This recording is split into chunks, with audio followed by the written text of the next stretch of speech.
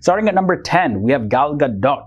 Gal Gadot won Miss Israel in 2004, and she made her film debut in 2009 as Giselle in the 4th edition of The Fast and the Furious. She went on to be featured in the next 2 sequels of the movie and even performed her own stunts. Yeah, she's hardcore. In 2017, she grabbed the world's attention with her performance as Wonder Woman, which really propelled her to be one of the top names in Hollywood, as well as someone that Israel treasures. Lior Ashkenazi comes in at number 9. He was born on December 28, 1968, and he grew up in Nineveh, Yehoshua City. His parents are immigrants from Istanbul, Turkey, who moved to Israel in the year 1964. And in 2016, he appeared alongside Hollywood actor Richard Gere in the critically acclaimed political drama Norman: The Moderate Rise and Tragic Fall of a New York Fixer. In 2019, he also appeared in HBO's show Our Boys, which is an American-Israeli series. He also works as a Hebrew language dubber. He actually dubbed Li Shang in the 1998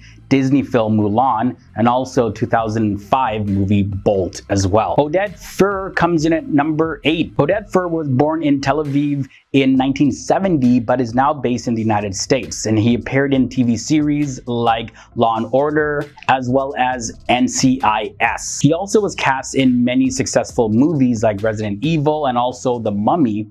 And after his military service work, he worked in Germany as a security agent for the Israeli airline El Al. Next up, we have Ayelet Zurer. Ayelet Zurer was born and raised in Tel Aviv in Israel. After her military service, she decided to move to the United States to pursue an acting career in Hollywood. And then in the year 1992, she came back to Israel, where she worked as an actress for television and movies. In 2003, she won the Israeli Academy Award for Best Actress for her role as Nina in Nina's Tragedies. Later, she was cast in numerous big productions like Man of Steel and Angels and Demons, where she played the female lead, opposite of Tom Hanks. Continuing now to Ali Suleiman. Ali Suleiman was one of the most well-known Israeli Arab actors outside of Israel. He has really built a successful career for himself, branching out beyond Hollywood stereotypes of what a Middle Eastern person needs to play in a movie, typically the villain for him. He also landed a huge role in a counter-terrorism thriller, The Kingdom, back in the year 2007, along the movie star Jamie Foxx. Next up, we have Odeya Rushanek. She was born in an Ashkenazi Jewish family. Her father, Shlomo Rushanek, was born in Israel to a family from Poland, but her mother was born in the Soviet Russia and immigrated to Israel. Her name, by the way, Odeya, that means I will thank God in the Hebrew language. Odeya, she's known for her lead roles in The Giver in 2014 and also in Goosebumps of 2015. She was a part of the 2017 movie Lady Bird, which has been nominated for several awards, including 5 Academy Awards. All right, so next up we have Inbar Lavi. Inbar Lavi is an Israeli actress, of course, and she was born and raised in Ramat Gan in Israel. Her parents are both Israeli born, and she was known for portraying Raviva in the 2012 MTV series Underemployed. She also played Sheba on the Fox series Prison Break. Also, some of you may recognize her from the Netflix series Lucifer. She played Eve in the 4th season. Continuing now to number 3, here we have Bar Refaeli. She was born on June 4th, 1985. Bar Refaeli was raised on a horse ranch in Israel, and she started modeling at a very young age, 11 to be exact. And by the age of 15, she was being featured on national publications. In 2000, she also earned the title of Model of the Year in a beauty contest, and she really shot to stardom after she was the first Israeli model to be featured in Sports Illustrated magazine. And also her relationship with Leonardo DiCaprio, famous actor, yeah, that brought a lot of attention to herself. She has had a very successful career, and as of this year, 2021, her net worth is approximately $20 million. Number 2 brings us to David Grossman. Jerusalem-born author David Grossman has written at least 7 books books, and those books have been translated into more than 30 different languages. In his works, he really addresses Israeli-Palestinian conflict, as well as he even does some poetry. He's very versed in writing. David Grossman has been a best-selling Israeli writer for years, and his works have won him global awards. Now we end off this episode with number 1, Natalie Portman. Natalie Portman was born in Jerusalem as Natalie Hirschlag, believe it or not, and this was before she moved to the United States at a very young age. She is an actress, director, a producer, and she's an Academy Award winner, a Golden Globe Award winner, and also a Screen Actors Guild Award winner. Yeah, for the most part, she got a lot of attention from her movie, The Black Swan. You also may recognize her from the Star Wars film saga. She played Padme Amidala. Her debut feature film as a director, in which she also acted, was A Tale of Love and Darkness, which is based on a fellow Israeli whose name is Amos Oz. Well, his book that was released in 2015. Currently, her net worth is estimated to be $90 million. We start off this list at number 10. We have David Ben-Gurion. David Ben-Gurion was the first prime minister of Israel, and his passion for Zionism led him to become very instrumental in the founding of the State of Israel. After leading Israel to victory in the 1948 Arab-Israeli War, Ben-Gurion helped build the state institutions, and he also oversaw the absorption of a massive amount of Jews from all over the world. David Ben-Gurion was named one of Time magazine's 100 most important people of the century. Moving on to number 9, we have Niels Bohr. Niels Henrik David Bohr was a Danish physicist, but he's also ethnically Jewish on his mother's side.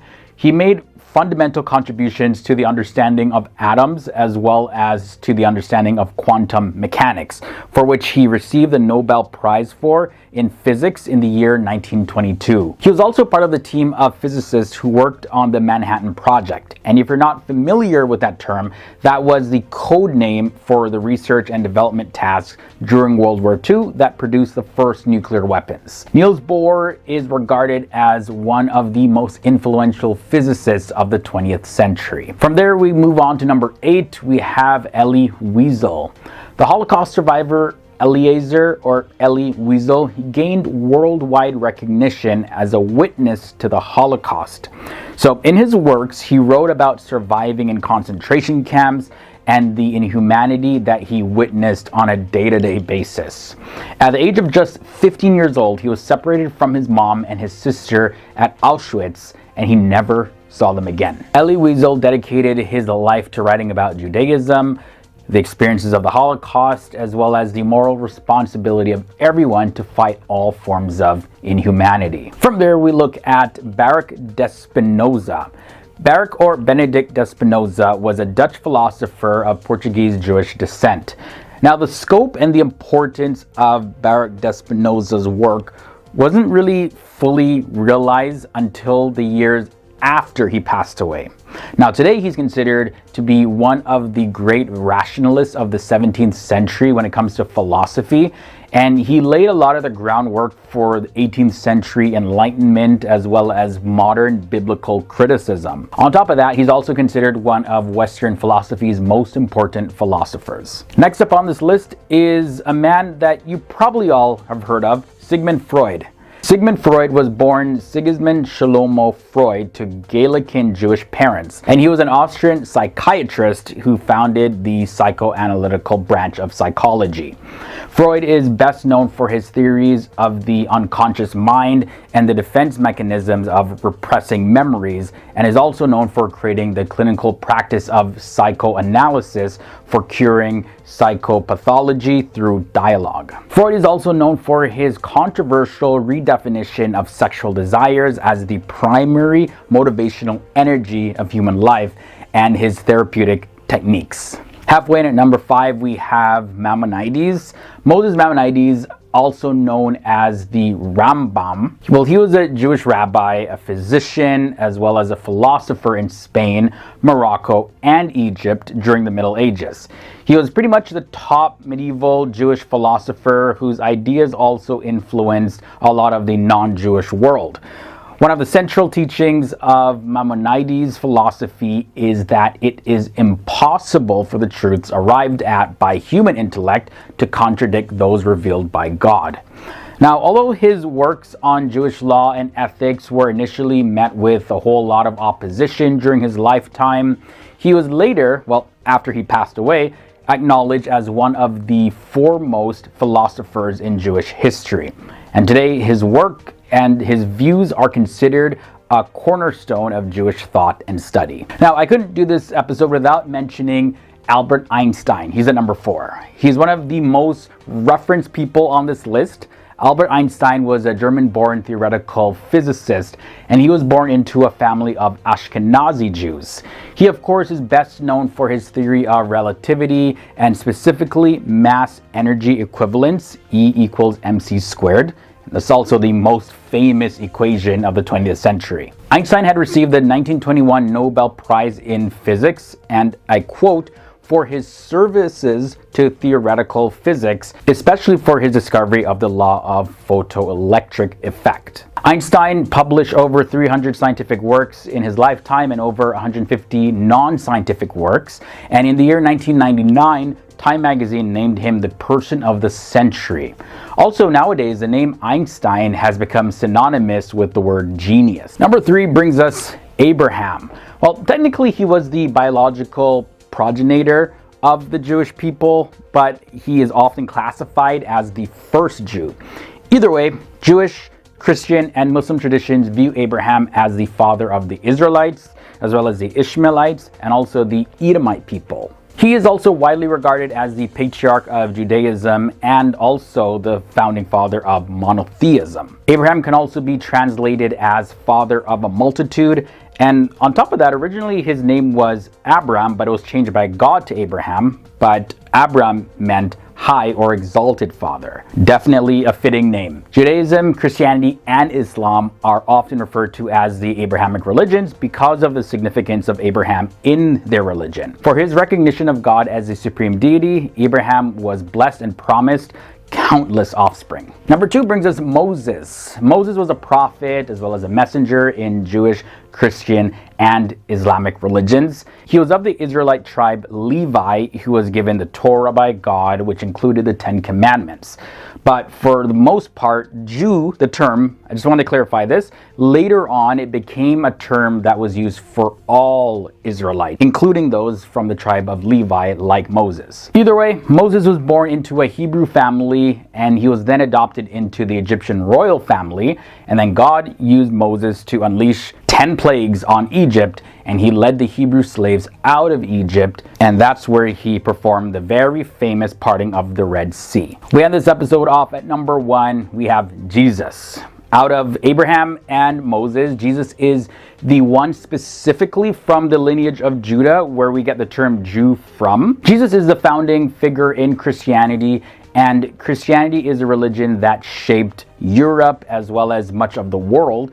And Christianity is the largest religion today, and of course is still making an impact in the world. The main sources of information regarding the life of Jesus and his teachings are in the 4 Gospels, Matthew, Mark, Luke, and John of the New Testament of the Bible. But most critical scholars believe that these ancient texts on Jesus' life are partially accurate. They also generally accept that he was crucified in Jerusalem and that he was Jewish and a very influential teacher. Either way, because of the impact of Jesus, the amount of times that he is referenced, the role that he has in the largest religion in the world, as well as other religions, that puts him in the number 1 spot in this episode. So let's get into this episode, starting at 10, going all the way down to number 1. The first thing I want to share is the name Jesus actually means God saves. So Jesus is the Greek translation of the Hebrew name Joshua or Yeshua, which means Yahweh is salvation. Yahweh is a term for God. Now, many Christians believe that God chose this name in order to indicate the mission of Jesus on the earth. So as said by the angel Gabriel in Matthew 1 verse 21, and the angel told Mary, name this kid Jesus. This is exactly what he's going to do. Save people from their sin. Alright, so the next thing is that Jesus is believed to have spoken 3 or even 4 languages. We know know from the Gospels that Jesus spoke the language Aramaic because that was the everyday language of ancient Israel. As well as Jesus was a religious Jew, so he spoke Hebrew as well because that was the language used for the majority of the scriptures at the time. Also, many synagogues use what's called the Septuagint, which is the Hebrew scriptures that are translated into Greek. So when Jesus was talking to Gentiles who spoke Greek, he of course would have to know some of that lingo. And it's also believed that when Jesus spoke to the Roman officer in Matthew 8 verse 13,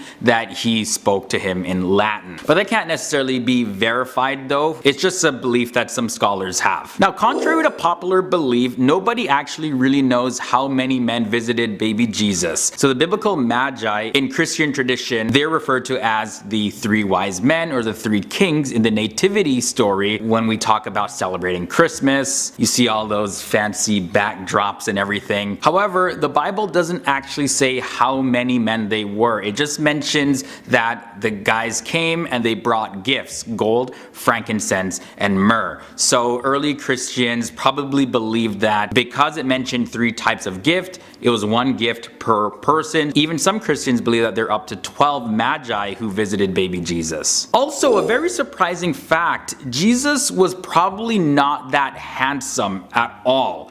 So there's no physical description of Jesus that exists in the Bible, but we do know that he did have a beard. In the book of Isaiah chapter 50 verses 6, it said, "I offer my back to those who beat me, my cheeks to those who pulled out my beard. I did not hide my face from mocking and spitting." So that was believed to be an ancient prophecy of the crucifixion of Jesus. In addition to that, the prophet Isaiah also mentions that he had no beauty or majesty to attract us to him, nothing in his appearance that we should desire him. That's found in Isaiah chapter 53 verses 2. I know it's kind of completely opposite of all the Jesus portrayals that we see on TV. Jesus was also believed to be born earlier than we may think. Our current calendar, which supposedly starts from the time that Jesus was born, AD, meaning Anno Domini, is Latin for the phrase "in the year of our Lord." We know that from Roman history that King Herod died about 4 BC, but Jesus was born when Herod was still alive. In fact, Herod even ordered all the male children in Bethlehem that were 2 years and younger to be slaughtered. So although the date is debated, the census that's mentioned in the book of Luke chapter 2 verse 2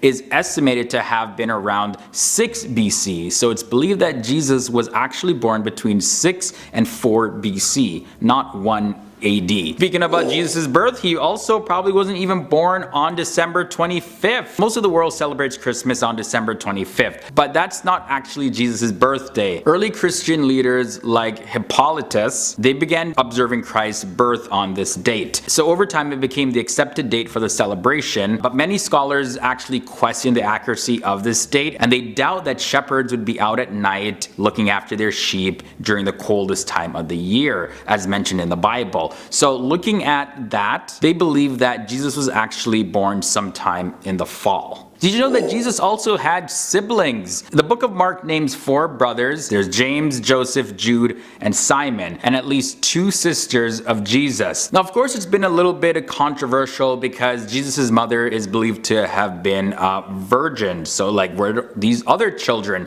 come from? Well, there's some theories that believe that they could be children of Joseph, Jesus' earthly father, from a previous relationship. Or Jesus is probably the oldest child and Mary had these children after Jesus. There's even one theory that believed that these were actually cousins of Jesus, and sometimes, yes, cousins can be seen as siblings if they're that close, or adopted cousins even. Now getting to some facts about theology. So Jesus is called God in the Bible. Now one of the most popular verses quoted is John chapter 1 verses 1 to 2 that says, "In the beginning was the Word, and the Word was with God, and the Word was God. He was in the beginning with God." Then in John chapter 1 verse 14 it says, "The Word became flesh and lived among us. Also, in the Old Testament of the Bible, the book of Isaiah, chapter 46, verse 6, says this: "Thus says the Lord, the King of Israel and his Redeemer, the Lord of hosts. I am the first and I am the last. Beside me, there is no God." So Christians point to this passage that there are two beings that are saying that they're God. And the next thing is, for years, there's been a whole lot of debate on the Christian teaching that Jesus may have been called God in the Bible by other people, but he himself never called himself God. So Christians throughout history, however, have said that Jesus did in fact claim to be God.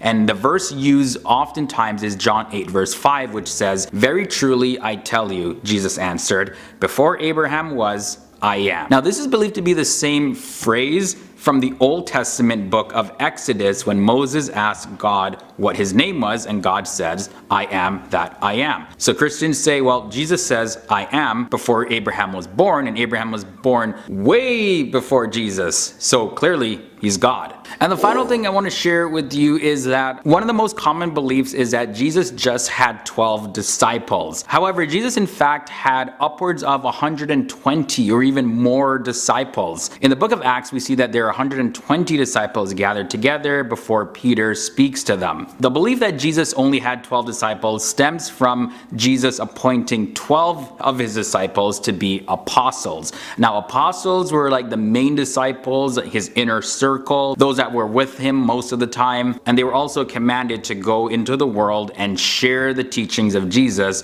with every single person. It's also mentioned in the book of Luke that Jesus sent out 70 disciples in pairs, 2 by 2, to go and preach. So although yes, Jesus had 12 apostles, but he had many more disciples.